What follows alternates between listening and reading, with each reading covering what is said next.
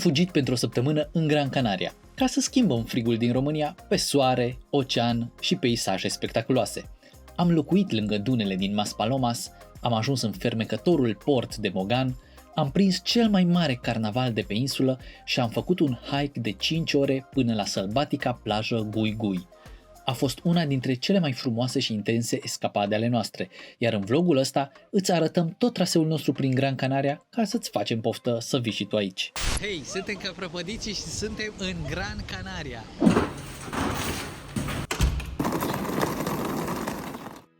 Zborul până aici l-am făcut cu Wizz și am zburat Târgu Mureș, Budapesta, am dormit o noapte în Budapesta, apoi ziua următoare am avut zbor Budapesta, Gran Canaria.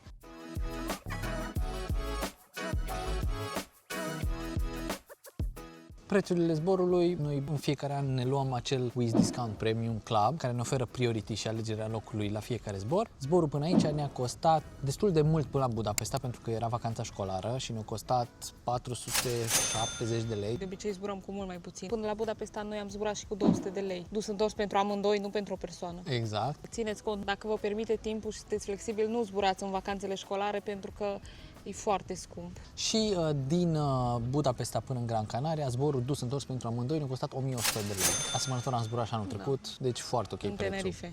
Anul trecut în Tenerife.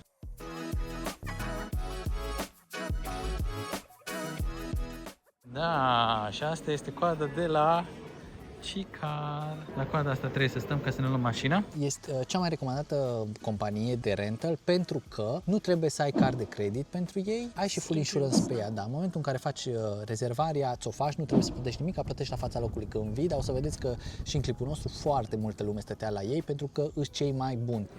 No, bine, hai că am stat numai 40 de minute până la urmă, dar Brighe e supărată pentru că deși am închiriat un Fiat 500, am primit un Seat Ibiza. Ghinion! Albastru. Da. Mie nu-mi place albastru. Iui! Asta o să fie mașinuța noastră. Hai că e drăguțică.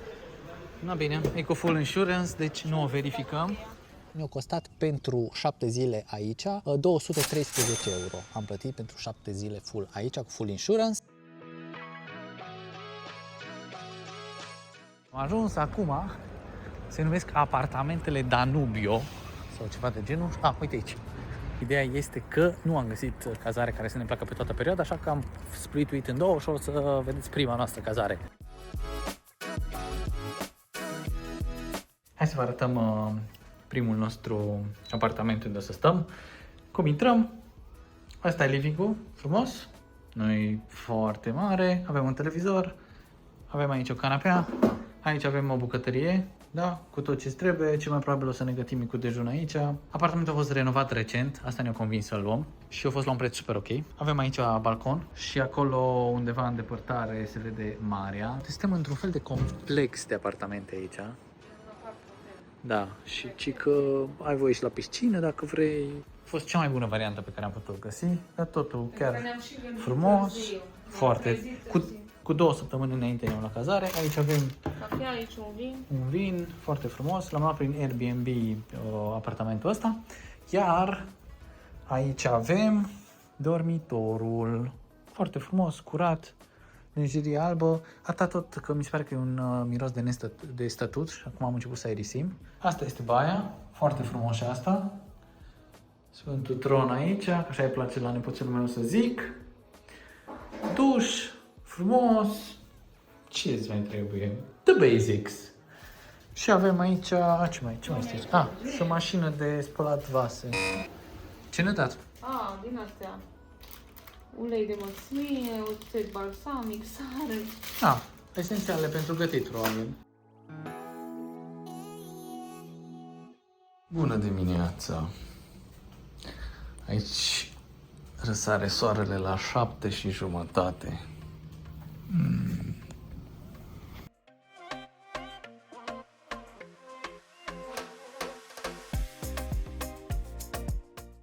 Deci acolo undeva e cazarea noastră, da?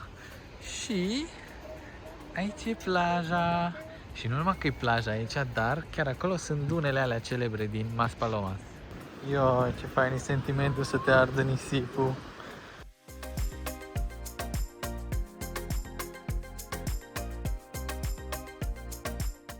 Uite cât de aproape suntem de dunele astea. O, și ne-am mai oprit noi mirifice. pe parcurs. Da, deci până aici fix 1,5 km ne arată. Și am ajuns în Egipt. Păi sincer, cea mai mare țeapă pe care am luat-o e cu aplicația de vreme. Ne-am uitat în aplicația de vreme și ne zicea că... S-a uitat. M-am uitat și zicea că în perioada asta sunt 15-16 grade, îs 28 de grade. Ideea este Acum e foarte cald. că după aia mi-am dat seama că punctul ăla de vreme, de unde îți dă vremea, este de fapt punctul montan. Gran Canaria, busul. Gran Canaria, punctul ăla de sus, cum ar veni, adică unde e vulcanul.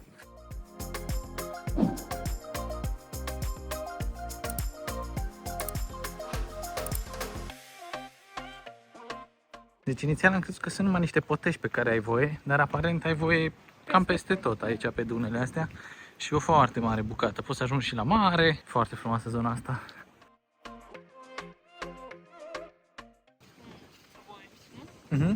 Mega extra bun. Și foarte ieftin mi se pare mie. A fost nici 20 de lei nu a fost înghețata asta. De la plaja Ingles, sau cred că plaja engleză. Playa Ingles. Da, mergem acum la farul din Maspalomas. Sunt vreo 3 km, zice, de mers așa prin nisip. Da, oricum noi trebuie să facem mișcare. De fapt, pentru că noi din nou facem challenge-ul ăla cu 30 de zile, 30 de minute de mișcare, dar deja avem vreo oră și jumătate de când facem mișcarea asta. Da, zici că ai fi cine știe pe unde. Da, și În pustiu. practic ești la 5 minute de McDonald's și de Spar și de întreg Nu orașul. vă porniți pe drumul ăsta fără o sticlă de apă, că e foarte cald. Ce să știți poate. însă despre zona asta pe cărarea asta, să știți că aici este plajă de nudiști. Gran Canaria este una dintre cele mai LGBT-friendly insule din lume, din ce am înțeles. Și sunt foarte multe plaje dedicate lor și nu numai. Și sunt și multe plaje de nudiști, așa că sunt foarte mari șanse să vă întâlniți pe aici cu oameni dezbrăcați. Asta este, cum să zic, Dacă nu vă deranjează, veniți, dacă vă deranjează, evitați închideți zona. ochii. Da. Să știți că e o insulă foarte gay-friendly. Deci dacă sunteți deranjați de asta, să țineți cont. Să țineți cont de treaba asta, dar nu are ce să te deranjeze. Adică noi am fost o săptămână aici și credeți-mă, nu vezi nimic care să te deranjeze. Noi nu suntem deranjați de asta, dar cred că nici o persoană care e deranjată de asta n-ar fi găsit lucruri deranjante. Da, Chiar sunt ok. oameni, sunt turiști, se bucură și ei de ceea ce ne bucurăm și noi, sunt amabili, it is what it is.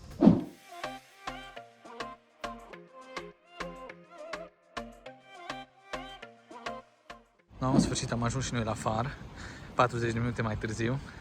Să știți că se zice despre farul ăsta că este neoficial, este simbolul LGBTQ al insulei. E punct de întâlnire al multora. Că aici se fac paradele Pride, nu? Da. Așa. Da. Mamă, ce hotel super este aici. Deci uitați-vă numai intrarea cum e. No, deci când o să ajungem la 1 milion de subscriberi, aici o să ne cazăm.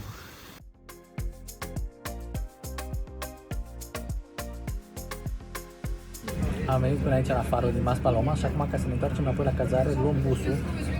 Că am venit, am 7 km pe jos în șlap, prin nisip. Și există... Foarte cald, cu soarele bate, n-avem SPF. Dar e foarte bine din ce am văzut pusă la punct infrastructura de busuri. Și mergem înapoi cu busul, ne costă 14 lei pentru 2 persoane, vreo 20 de minute de mers cu busul.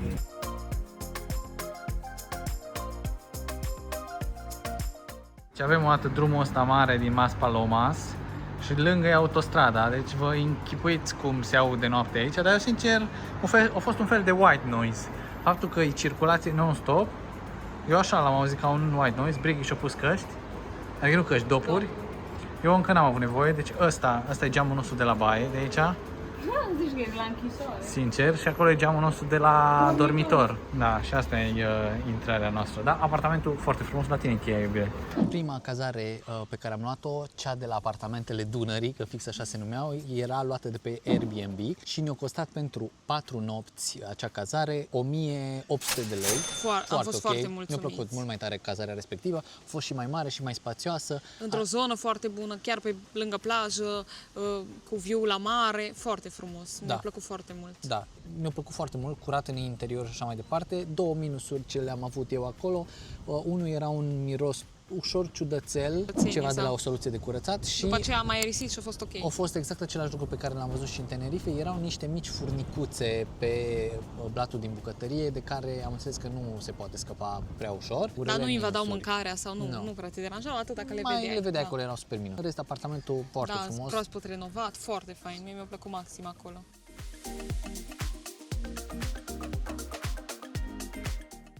Mergem astăzi să vedem orășelul Puerto de Mogan. E destul de pitoresc, așa că mergem să vedem dacă se confirmă.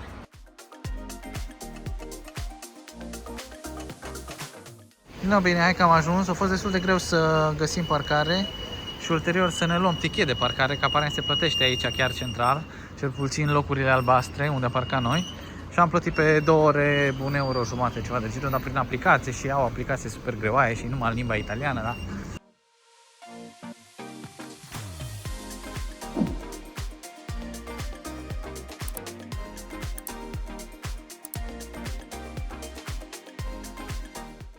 Deci varianta asta zici că e o fel de Veneția mai exotică. Ai palmieri, ai podulețe peste tot felul de canale, traversări pe sub căsuțe, dar în schimb vibe-ul e total diferit. Uitați cât de îngrijite sunt casele aici.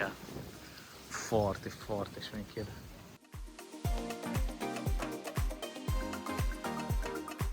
Noi am venit acum la un restaurant aici, aproape Capre Diem, numai că e Carpe Diem. Și mâncăm o paella vegetariană, că ni s-a făcut poftă.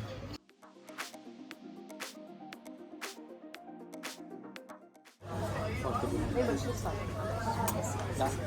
Uitați-vă cât de puțin mâncăm noi, că era o paella de 2 persoane și încă am lăsat farfurie și mai este și în spate.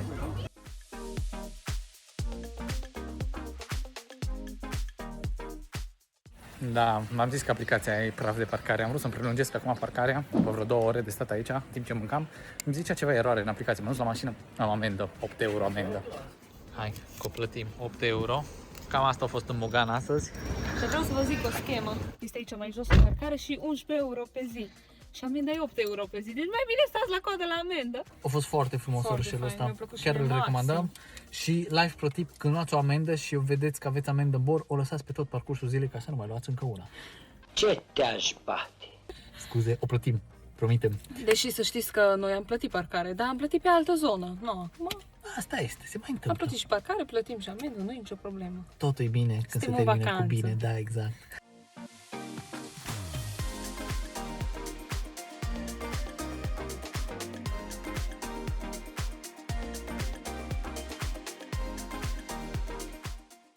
Deci numai așa îți dai seama ce oameni civilizați vin aici când vezi cât de curate sunt plajele. Uitați, deci s-a terminat ziua de plajă astăzi și plaja publică arată așa. Jos pălăria. Superb.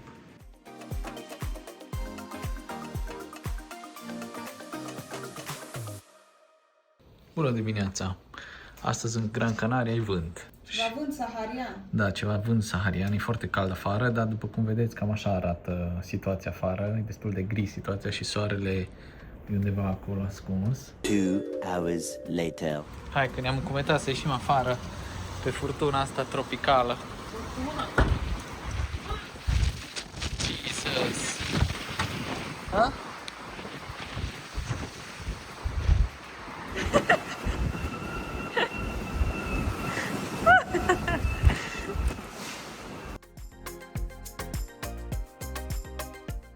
Hai că ne-am uitat pe insulă să vedem unde nu bate așa tare vântul și aparent la plaja asta Amatores nu bătea așa de tare vântul, după cum se vede.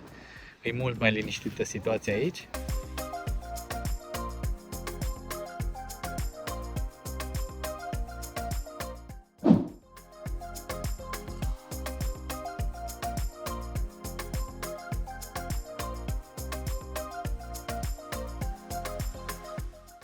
Și a fost și foarte puțină lume aici.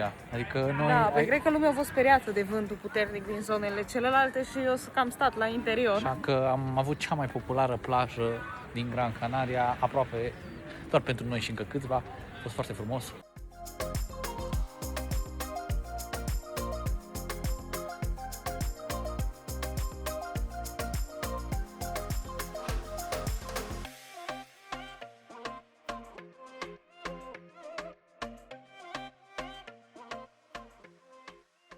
Bună dimineața!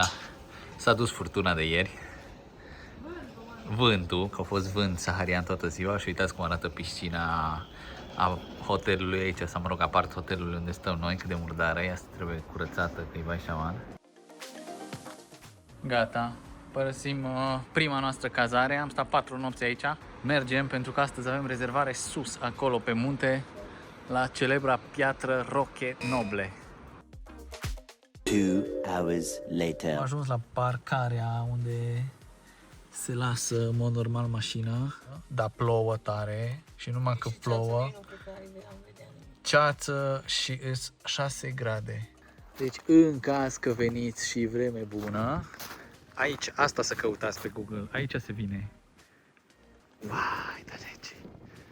Vai. Deci nici nu se compară, serios. Deci noi am venit de jos, de la 20 de grade, aici la 5 grade, efectiv zici că e iarnă. Se pare că este un nou. Plouă, e ceață, nu se vede nimic. Am vorbit și cu alți oameni care au fost aici, plouă și la Roche Noblo, sau cum se numește. Așa că, cel mai probabil, pas astăzi la treaba asta, deși ne-am dorit, aveam rezervare, dar măcar știți unde trebuie să veniți și știți că trebuie să vă faceți rezervare neapărat ca să vă lase să intrați acolo. No, gata, uite unde am adus-o pe Prichi, se numește El Bufadero și e un loc spectaculos de văzut valuri mari.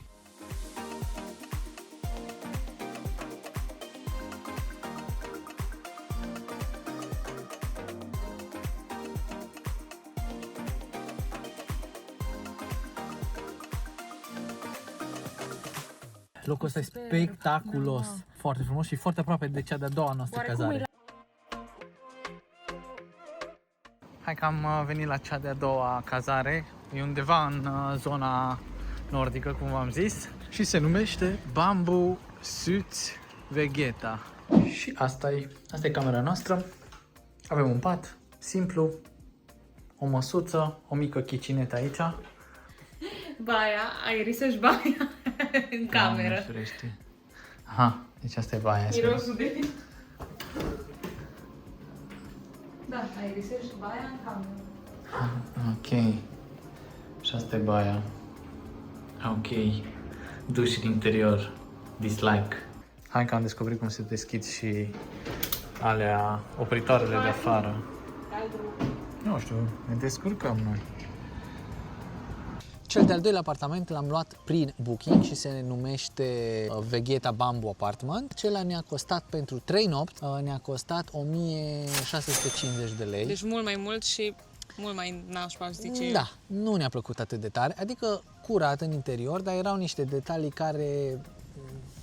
Deci cel de-al doilea apartament nu-l recomandăm neapărat, numai dacă chiar n-aveți de ales. Hello!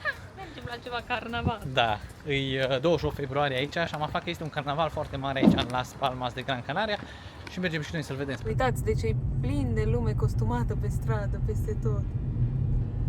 Sunt închise foarte multe străzi și cumva am găsit o parcare subterană la mall, vedem noi cât plătim. Are foarte mare carnavalul ăsta, e plin de lume peste tot. Da, am ajuns chiar în port, uite aici sunt două vase frumoase, chiar superbe. Să știți că noi de un an și ceva colaborăm cu Exotic Travel, facem vacanțe personalizate, vacanțe de tip charter, croaziere, vacanțe de toate felurile și în toate locurile. Deci dacă doriți să experimentați ceva, vă place stilul nostru de călătorit, stilul nostru de cazări, stilul nostru de oameni, vă așteptăm să ne scrieți în privat, să colaborăm, să mergeți într-o vacanță faină. Acum să vedem unde e carnavalul. Îl găsim noi. Mere peste tot, parcă.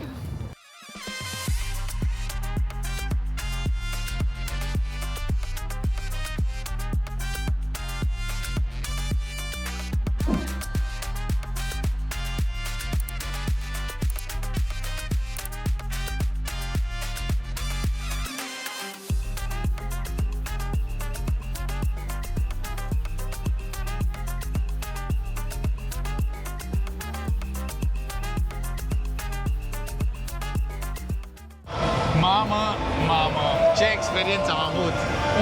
Unde am ajuns fără să vrem, la cel mai mare... Fără să știm! La cel mai mare carnaval care se desfășoară în Gran Canaria. Ne-am dus printre carele alegorice timp de 3 km și jumătate să ajungem la final. o nebunie. Participă toată Gran Canaria, toți oamenii din oraș sunt aici. Deci nu vine Toată să lumea cred. e costumată. Da, numai noi, n-am știut, vă dați seama, dar e o nebunie, e super.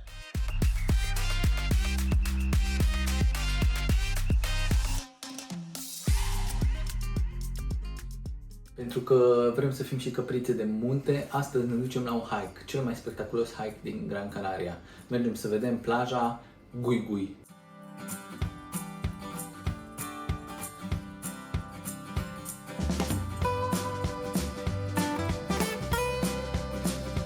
Am ajuns la punctul de urcare pe traseu.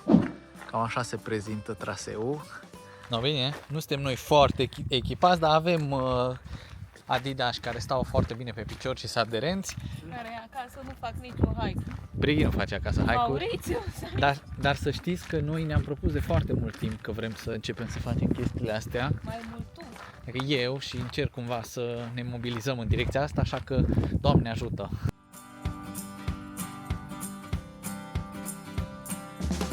Traseul ăsta, ca să știți la ce vă băgați, în teorie este de 5 km în total. În teorie e cam 2 ore încolo, 2 ore înapoi.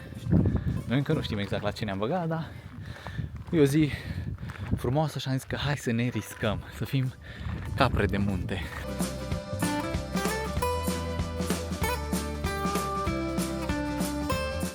Ce cauți pe aici? Uite-te cine e aici, o panteră mică.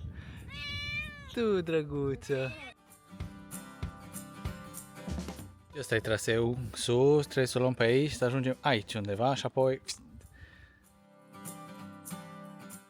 Hai că am ajuns în vârf. Uai! Ăsta e vârful. Și noi trebuie să ajungem undeva pe acolo, undeva, jos.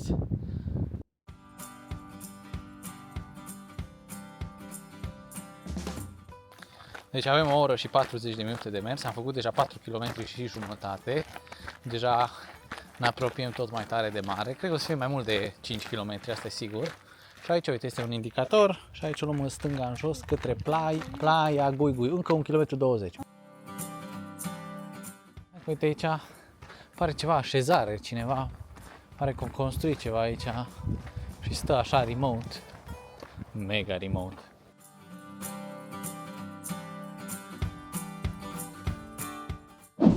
Hey, we made it! Da, aici unde ne vedeți, suntem pe plaja Gui Gui, cea mai remote plajă și probabil cea mai spectaculoasă din Gran Canaria. Și nu știu, Și cea mai greu de atins. da, nu știu cât sunteți dispuși să faceți pentru a ajunge la o plajă. Ei bine, noi am făcut un hike de 2 ore și 15 minute să ajungem aici, 6 km în total până aici.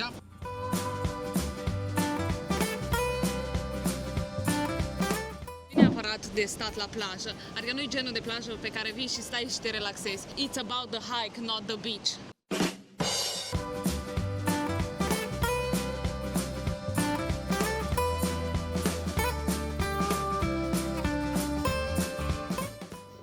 Căprițe adevărate, nu ca noi.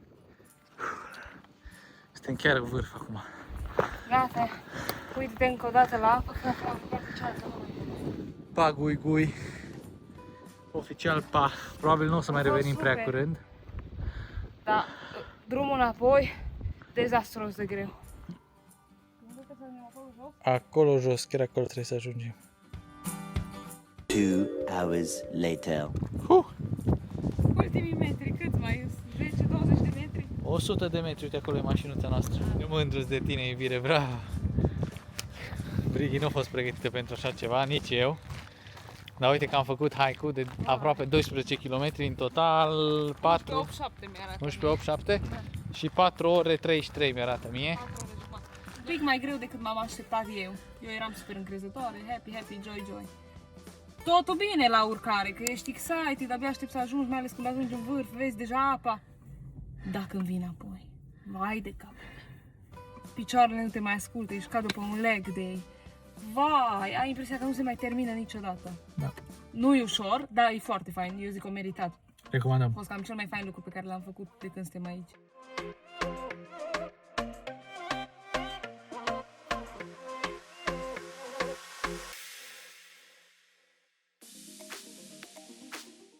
O nouă zi frumoasă în Gran Canaria. Am venit astăzi în Firgas ca să vedem ceva frumos. Și uitați ce frumusețe au oamenii ăștia aici. Au o stradă plină de astfel de lucruri. Da, asta fiecare hartă și e o insulă. Asta de aici e Gran Canaria. Mergem mai sus. Ce-a... Nu da spoilere, iubire. Asta e Lanzarote, cu spoiler pentru anul viitor. Aici avem Fuerteventura. Sau poate aici. Da. Deci e Tenerife. Aici am fost anul trecut, dacă n-ați văzut vlogul să intrați, că e foarte frumos și acolo. Ce drăguț. Foarte interesantă. Pentru fiecare fiecare insulă canară are... Da, și de asemenea fiecare are emblema ei. Și aici au un perete și cu băncuțe pentru fiecare orășel de-al lor. Fiecare zonă. Firgas, Galdar, Ingenio. Uite, la Palma de Gran Canaria, în Mogana am fost noi. Ce frumos!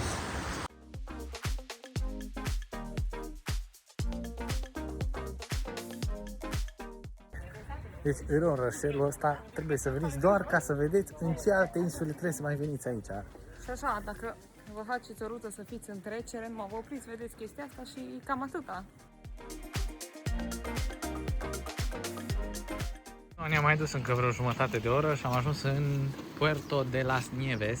Ne-am uitat să vedem niște locuri drăguțe de aici, de pe insulă. Aici sunt niște piscine naturale foarte interesante.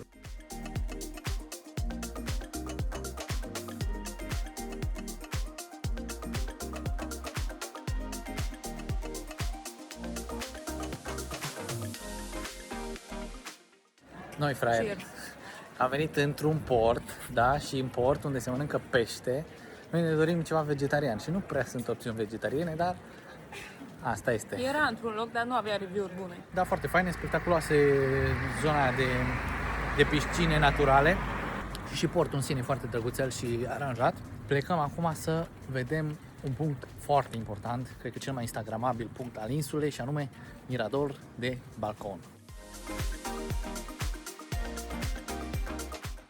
Greu cu drumul pe aici, că la serpentine domnișoara e sensibilă. Cine are rău de drum, pregătiți-vă că Gran Canaria, mai ales partea asta de nord, e dezastru. Deci mie mi se face rău zilnic. Asta e punctul, sticla e murdară, dar aveți o priveliște frumoasă asupra mării.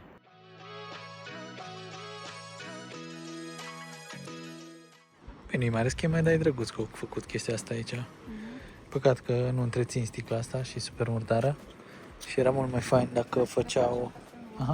Era mult mai fain dacă podeaua era transparentă în jos. Și aici e o chestie de 10 minute. Mergem mai departe în Aldea, nu de altceva, dar odată trebuie să alimentezi și mai este un loc interesant acolo. Am mai pus benzină de fix 50 de euro și Mi-a ajuns pe toată săptămâna. suficient, deci E insula foarte nu e mare. ieftină, e foarte ieftină benzina aici. Da, comparativ este cu 6 lei. România. 6 lei acum în momentul în care suntem noi aici, ceea ce e super ok.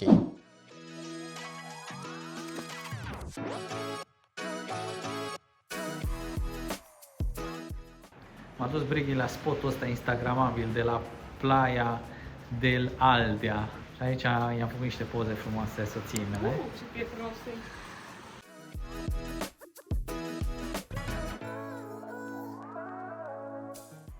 Ca și activități, noi, toate activitățile pe care le-am făcut au fost gratis pe insula asta, pentru că chiar nu te costă nimic să faci toate locurile pe care le-am vizitat, hike-ul pe care, adică nimic din ce am făcut nu a trebuit să plătim. Da. Deci au fost cazările undeva la 700 de euro, mașina încă vreo 200 de euro, biletele vreo 300 de euro, deci undeva într-un 1200 de euro ne-am încadrat cu tot ce ține de cazări, mașină și zbor până aici.